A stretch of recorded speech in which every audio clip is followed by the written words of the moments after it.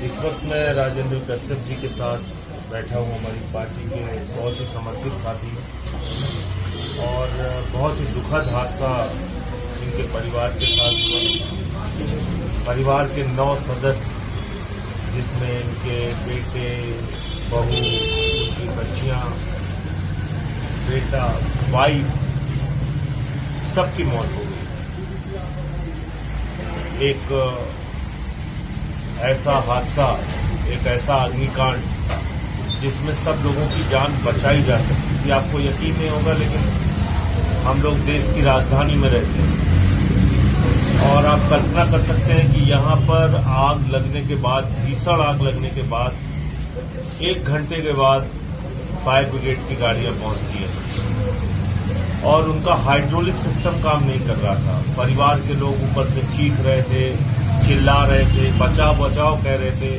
आस पड़ोस के लोग भी मदद करना चाहते थे, लेकिन जब फायर ब्रिगेड आ गई तो लोगों को लगा कि अब तो इनका जीवन बच जाएगा, ये लोग सीढ़ी से नीचे उतर पाएंगे।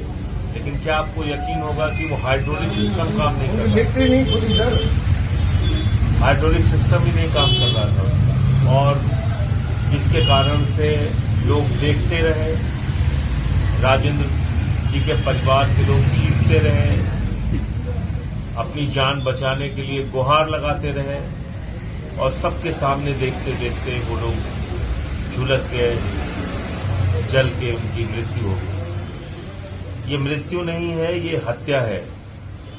ये आपराधिक लापरवाही के कारण हुई हत्या है। ये सिस्टम के फेल्योर के कारण हुई हत्या है और ये बताती है कि हमारे जीवन की कोई कीमत नहीं है सरकार की निगाह में, व्यवस्था की निगाह में। और इतनी बड़ी घटना होगी, कौन जवाब देगा? प्रधानमंत्री जी यहाँ रहते हैं, गृह मंत्री जी यहाँ रहते हैं, बीजेपी की सरकार है, रेखा गुप्ता जी मुख्यमंत्री हैं। कौन जवाब देगा इस पूरी घटना पे कि फायर ब्रिगेड की गाड़ी आए और उसकी सीढ़ी ना खुले, उसका हाइड्रोलिक सिस्टम ना काम करे और लोगों की जान चली जाए?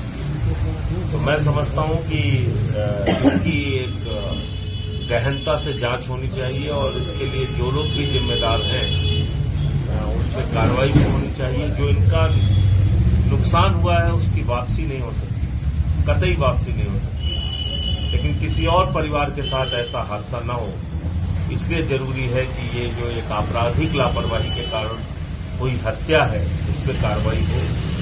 राजेंद्र जी गोवा में थे, गोवा में पार्टी का काम देख रहे थे वहां पे, और ऐसे अपने समर्पित साथी के साथ ये हादसा हुआ है। मैं सर झुका के उन पुण्य आत्माओं को नमन करता हूँ, ईश्वर से प्रार्थना करता हूँ।